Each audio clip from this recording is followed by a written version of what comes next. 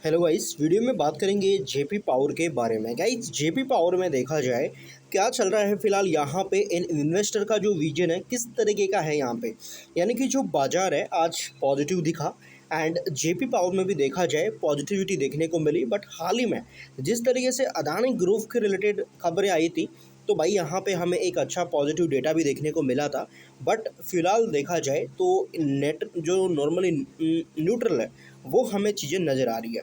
तो सबसे पहले देखिए पिछले 5 दिन में कंपनी में लगभग 7 से 8% तक का जो वॉलिटिलिटी का डेटा है वो यहाँ पे देखने को मिल रहा है, यानी कि जो पॉजिटिविटी आई थी वो अब हमें प्रॉफिट बुकिंग की तरफ नज़र आ रहा है। तो क्या यहाँ पे खबरें हैं अदानी को लेकर, क्या सीन है, क्या गुड न्यूज़ है या कोई बैड न्यूज़ है, क्या खबरें हैं वो इस वीडियो में जानेंगे। पिछले 1 महीने से देखा जाए कुछ खास प्रदर्शन देखने को नहीं मिला, उल्टा कहा जाए तो 5 से 6% तक की जो गिरावट है वो हमें देखने को मिल रही है।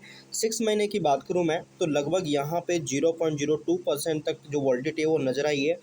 एंड इसी के साथ पिछले 1 साल का अगर डेटा देखोगे तो लगभग 22% तक पॉजिटिव डेटा यहाँ पे जयप्रकाश पावर ने यहाँ पे दिखाया है। सो गाइस, इम्पोर्टेंट कि ये जो वीडियो है टोटली एजुकेशन पर्पज़ के लिए है, इसमें किसी भी तरह का प्रॉफिट लॉस या सेल बाय का जो रिकमेंडेशन है वो नहीं रहेगा। सो प्लीज़ अपनी रिसर्च करना मिस मत करेगा गाइस, क्योंकि बाजार जोखिमों के अधीन है। सो गाइस, सबसे पहले आप देखिए यहाँ पे खबरों को लेकर अगर बात करूँ मैं कि जेपी पावर को लेकर एंड जेपी एसोसिएट को लेकर क्या न्यूज़ देखने को मिल रही है। तो यहाँ पे आप देखोगे आपको ऐसा कोई बड़ा अपडेट अभी के टाइम नहीं दिख रहा जो कि कंपनी के ऊपर कुछ इम्पैक्ट डाले। बट देखा जाए अदानी ग्रुप की जो प्रक्रिया है वो यहाँ पे प्रोसेस में चल रही है एंड ऐसा लग रहा है जैसे कि अदानी ग्रुप के ही हाथ में जो जयप्रकाश पावर है वो लगती हुई नज़र आ सकती है, क्योंकि अदानी ग्रुप ने बोली ठीक से लगाई है। दूसरी तरफ देखा जाए जो बुद्ध सर्किट है यहाँ पे दिल्ली में उसको चालू करने का जो प्लान है वो भी अदानी ग्रुप का देखने को मिल रहा है। सो ये सारी चीज़ों को देखते हुए लग रहा है कि अदानी ग्रुप भाई इसका एक्वायराइजेशन कर सकता है यहाँ पे।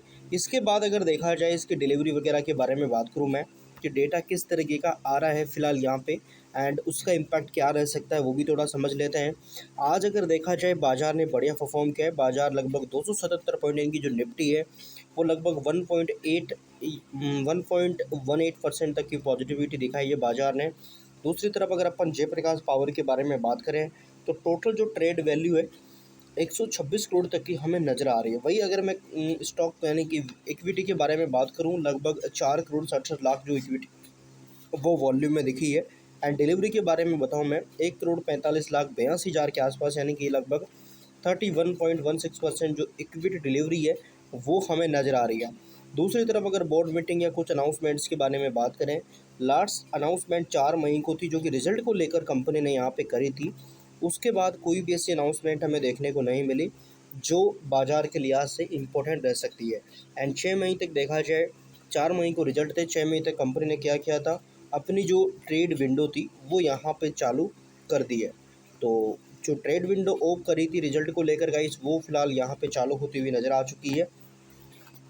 ट्रेड विंडो का मतलब होता है कि कोई भी कंपनी का जो जानने वाला है रिजल्ट के समय, रिजल्ट से पहले जो ट्रेड विंडो है, यानी कि जो कंपनी से रिलेटेड जो मेंबर्स होते हैं, जो आदमी होते हैं, वर्कर्स होते हैं, उन सब पर जो प्रतिबंध है कंपनी को लेकर वो लगाए जाते हैं कि वो शेयरों के में कारोबार नहीं कर सकते, ऐसा यहाँ पे लगाया जाता है। उसके बाद उसको ट्रेडिंग विंडो कहा जाता है, ताकि कुछ यहाँ पे मैनिपुलेशन या कुछ कंपनी में गड़बड़ी ना हो, इन सारी चीज़ों को रोकने के लिए ये जो कदम है उठाया जाता है। फिलहाल अगर बात करी जाए पी के बारे में, 27 के आसपास का पी है। एंड सबसे दिक्कत पता क्या रही है, क्योंकि इस बार भी कंपनी ने क्या किया है, लॉस किया है।